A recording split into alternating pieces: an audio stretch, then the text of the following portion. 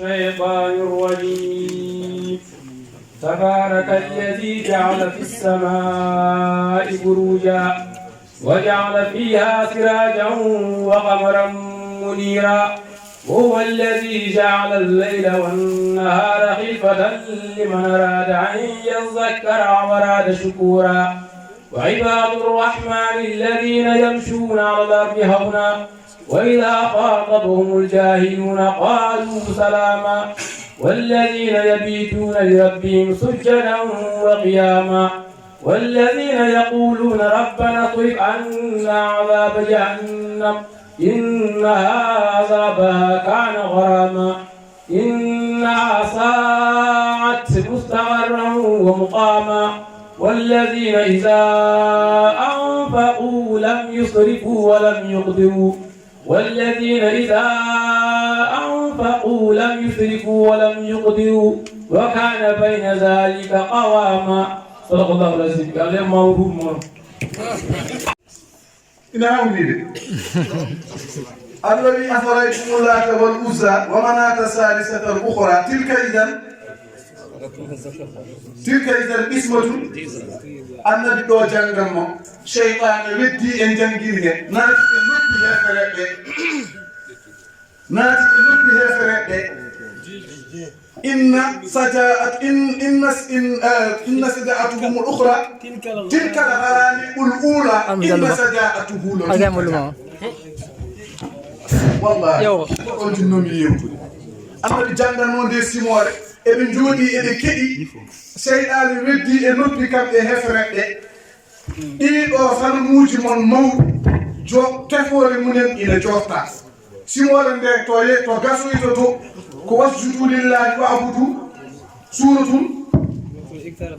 suratul qamari annabi suddi kamɓe ne ɓe juddi ɗum waɗi yanoɓe garti alhaali o ina haawu aɗa anndi puran yeeru maɓɓe kamɓe serɓe ɓe ceerno ma jangini en kala ko wiyete matore annabi ken ceerno ma jangini en fof wadde enen 5 minutes mo jogoɗen haalde o kalten ko siira anndi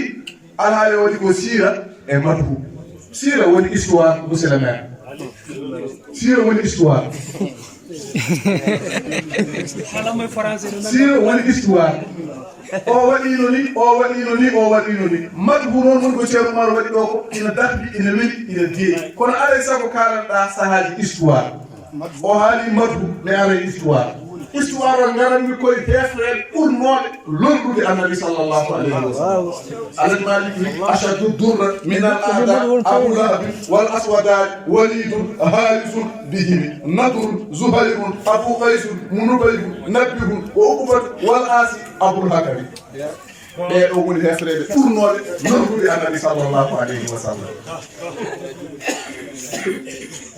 ko yimi ɗo ko yimi tan koko alhaji malik yimi walla ko Cheikh Oumar Fouti yimi walla ko Cheikh Ibrahima Niass yimi alhaji malik noon ina yima ceerno makko Cheikh Oumar Fouti o wi e nder haala he malli وقد آب عني سيدي عمر بإيب عمر أبى أبدي به القدر ملي وقد آب عني نافي الدوسة زينهم من بدلوا دينا إردوا ومن كفروا o wi hol fof ɗo nananni hono Cheikh Oumar Fouti malli o kada aba anni seydi on kohowo am wiyete ko Oumar ko belɗo gurdam aduna salima addude hono makko malli o kada aba anni seydi Oumar bi ibi umrin aba an ibihi lqadar malli o kada aba anni nafi buusa daydanahu irdahu man baddalu dinan wa man kafaru oɗo ceerno alhaji malik ɗum yimi ceerno makko Cheikh Oumar Fouti yuta ɓeɗo hefreɓe kamɓe ɓurno lorlude annabi sallllahu alayhi wa sallam waɗi ñalawma goon omo jooɗi allah jippinema ko aya qur'an wa anzir asirataka al aqrabin ko jogormi haalde ko haɗama yaltinde galle alay sago kalna yimɓe galle mon tubakoɓe mbi la sareti e berrotene commence par amartuka alkhayra laki ma tamartu bi wa mashtaqamtu fama qawli lakasta kon jogorɗen haaldude e wattude ko alay sago yimɓe galle mon ɗe kalnade ha pat Allah wimo wa anzir asirataka al aqrabin jertin gorol ma nodduɓe kalana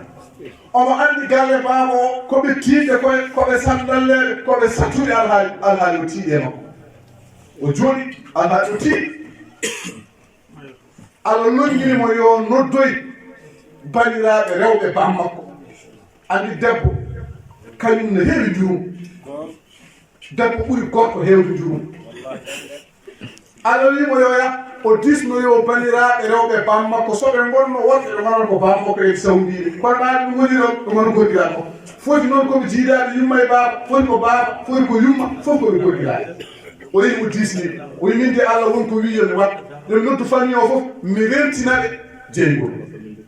kamɓe goddiraɓe ɓe mbi noddu bandiraɓe fof kono bamma Abou Jahli o noddumo de o noddu bamma Abou Jahli on nani o heɓino conseil maɓɓe kono o gollirari koɓe mbi ko o golli ko Allah wi ko o noddi famille ko fof arɓeɓe mi jogui aada san jogue maɓɓe haali a yahat daroɗa e dow haali wayno wuuro men goni garɗa pom cilugel mbiya bandiraɓe asbab Allah ya sabaha sa waɗi noon tan eɓe gandi aɗa jogui haali o fiiri subaka o dari dow haali o wi ya sabaha kamɓe fof ɓe gari famille ɗi fof ɓe gari o wiɓe ko adi fof mbaɗe so tawi mi wi on caggal hayre ndeɗo kono no jogori ummade toon ne yanayi wuuro he oɗon gonɗina walla on gonɗinta aw saddiqiya am la ɓe mbimo antal karimu ibnul karim ma jarabna laka kadiba anta tedduɗo ɗi tedduɗo no ceerumade wini temi meeɗa jariboradema ferani o wi wadde inni unzirukum bayna yadayya adabun sadid mboɗo jeertina on lette cattuɗe nan yeeso on son jaɓani Allah jaɓɗo nelaɗo Allah sallllahu alayhi wa sallam ƴeew famille ɗi fof calinoɗo emo jaɓani goto fof kam de nangi ɗemgal mum Abou Jahli o wi tabban laka ali hasa jamaatana tabban laka ali hasa da'watana halkare wodanima ko ɗum ɗo tan ndendinirɗami halkare wodanima ko ɗum tan noddirɗami annabi sallallahu alayhi wa sallam bamum fadimatu bamum ruqiyatu bamum alqasum rahmatun kulluhu hazmun wa azmun wa waqarun wa ismatun wa hayahu sayyidun tihkuhu tabassumin wal bassul huwayna wa nawmuhu itfa'u kanko musele men sara haalday bako Allah jabum toon معجزات عجزت كل الورى هالتو لك معجزات معجزات عجزت كل الورى شو من لك معجزات عجزت كل الورى مفرجوني يوركم وجمعين بطني بموري لك معجزات عجزت كل الورى لك معجزات عجزت كل الورى ndeysaan Abou Jahli wiimo noon Allah jippini tabbat yada abi lahabin wa tabba ma aghna anhu maluhu wa ma kasaba sayasla naran zata lahabin wa imra'atuhu hammalatal hadabi fi jidiha hablum min masadin laka mu'jizatun متايسر العالمين محمد متايسر العالمين محمد لك معجزات عجزت كل الورى Abou Jahli wi Allah jippini alqur'ana an oma haala ay haalde yam ina yanna joom suudam mboɗo jogori halkade joni noon Abou Jahli wi minne mboɗo yefto لك معجزات عجزت كل الورى Abou Jahli wi ko addi fof jam dañetaake hande haa so wona sukaɓam resɓe sukaɓe maɗe ɓe ceeraɓe رأسكما ورأسي حرام حتى تفارق بنتي محمد صلى الله عليه وسلم لك معجزات عجزت كل الورى tanko Abou Jahli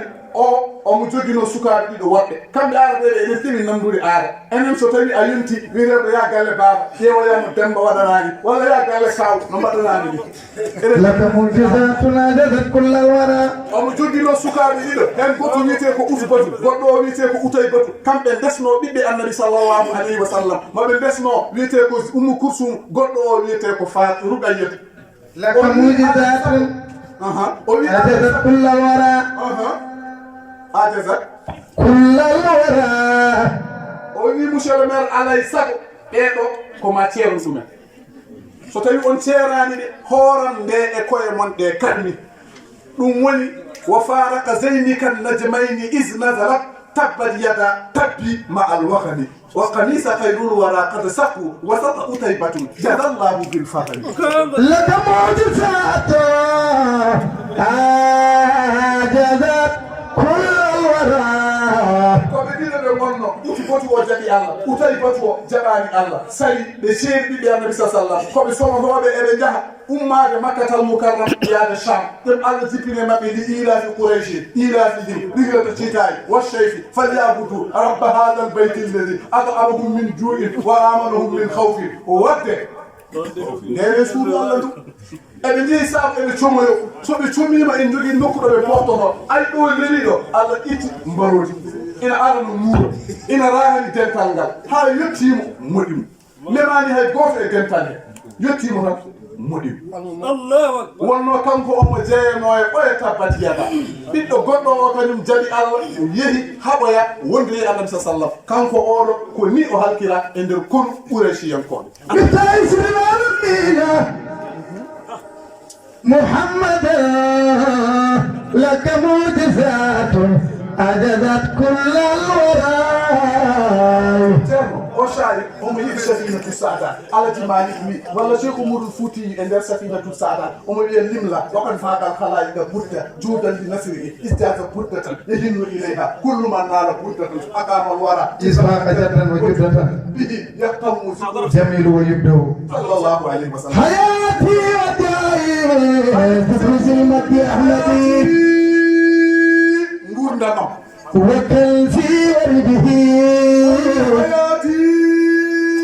min cheikh Umarul Fouti yi nguurna mam pap mbanmi ɗum koye mantude annabi sallallahu وكنزي ورده ngaru am kanŋe am boni fiisam fof mbanmi ɗum koye ذكر فضل محمد min ala ko jogimi ala ko dañmi ala ko mbimi ala ko mbanmi so wona mantude annabi sallallahu ويهب قبل الولاد كالكلمة almaali o hiiri waktu o hiiri jewma nemine enen fof en timmini eɗen nganndi janngo koye golle faya yo allah hokku en timminde alhaaliji yo allah weltinen assalamu aleykum wa rahmatulah سيهمر من يلقى لا لا ما سيهمر من يلقى سيهتال من يلقى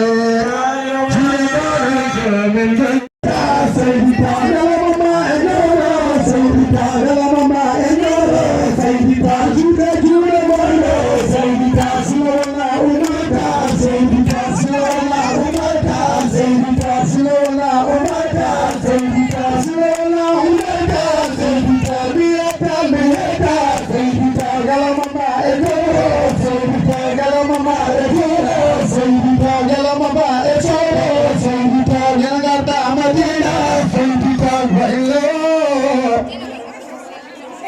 لينما الأمر وراء بجزالة سيدنا محمد تقل يتول الله يجود عن النبي صلى الله عليه وسلم وي يتول الله يتول يمبه يتول الله إن الآدم صلى الله عليه وسلم إتيام من شيخ تجاني رضي الله تعالى عنه يتول دنداغل جول بيبوب بسماد هب من بي وي بتني من فيوي وي ببدي وكم بجي بنقولي هم قل تمود هاجوني نون كم بإمام كير نجيبي أبي أنتن بسم الله من قل ده أنا وين كجوني فودي فودا كوي هوره جارو نلادو الله صلى الله عليه وسلم ɗum woni hoore fof juulɗo caggal allah nde o gonɗini allah o gonɗini nelaaɗo allah sallallahu alayhi wa sallam alaa ko jogii so wona diine makko alqur'ana o e nelaaɗo o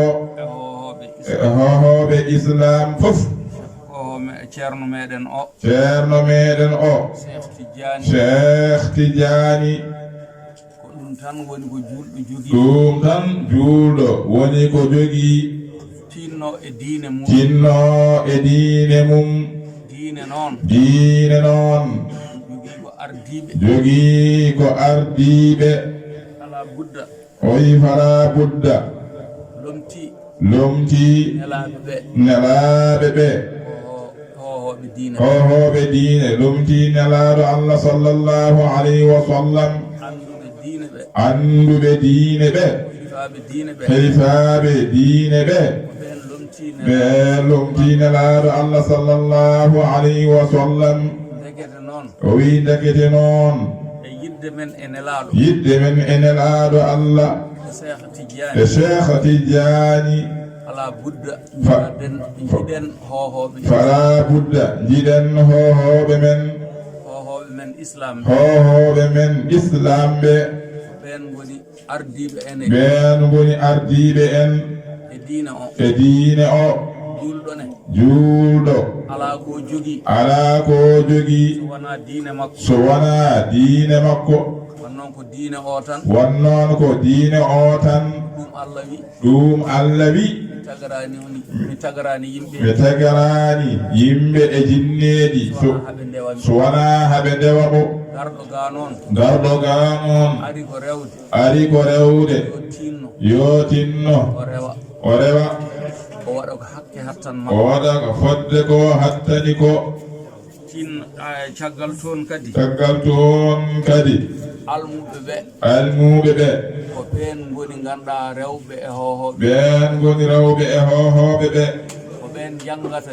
ɓen jangata diine o ko ɓen jogototo diine o ɓen kadi jogtoto diine o ndekete noon hono ni ɗum ɗo ene walla diine o no feewi kay kala ko wona diine e dow leydi he en mbiyani de moƴƴani kono tawde ka juulɗo ko diine ma gardinta so tawi diine o ardima tan feewi tan aduna o kadi newo rewa hen yo Allah rokku en diine moƴƴo yo Allah rokku en diine poociiɗo hokka en aduna ɓuuɓɗo newiiɗo dendaangal ko cohluɗen e aduna he fof tawi ene newono en caggal nde diine o newani en caggal kadi nde diine o newani en so diine o newiima rewi laawol tan aduna o kadi rewal laawol tawde ka juulɗo tan Allah wallete e nguurdam ma no newori ɗum noon ken fuɗɗiɓe tan fuɗɗorte noon to nelaaɗo ɗo e hohoɓe diine joni ha subaka yettinen on saha golle ɗe yettinen golle ɗe ko haalete ko ene heewi neɗɗo so tawi o yii ko gollako zahiri o tan ko golla e ko feeñi ko tan ko tagi hade ha jooɗiɗen ɗo ɗum ɗon golle mawɗe ɗum noon haala mum heƴani ɗo heddi eɗen duwo haalo pular noon mbi so ɓernde ɓuuɓi duwawu gasi so neɗɗo yii ko gollira anniya gollira yidde gollira mawninde a andat ɗum ɗum noon Allah jogii jobdi kañum waawi yobde yo yob waɗɓe ɗum ɓe so ɗum ɓenni ɓinguel men nanɗo ko laamɗo ko meero eɗen mbiyamo bisimilla makko kankone o iwani ɗo e galle heede dendagal julɓe wonde ɗo ɓe fof ɓe juuluten ɓe fof kamɓe fof ko ɗo ɓe goni meero e joom wuro o e dendagal he wondiɓe fof sa limti tan a juumat ken fuɗɗiɓe noon en cuwa timmin noon ɓe mbi noon al amalu bil o wi al amalu bil khawatim golleji koye timmore yo Allah hokki en timmore moƴƴere hokka en timminde ɗum no yiɗirɗen ni bi jahi rasulullahi sallallahu alayhi wa sallam kamɓe fof ɓe jarama eɗen ñaago Allah yo Allah yoɓɓe jofdi moƴƴiri kamɓe gandi koɓe jiɗan koye maɓɓe garɗo ɗo emo arani fof dendagal julɓe fof duwanama nde Allah yoɓata moƴƴere kala baɗɗo hen kala tampude hen nde Allah hokkata ɗum yidde muɗum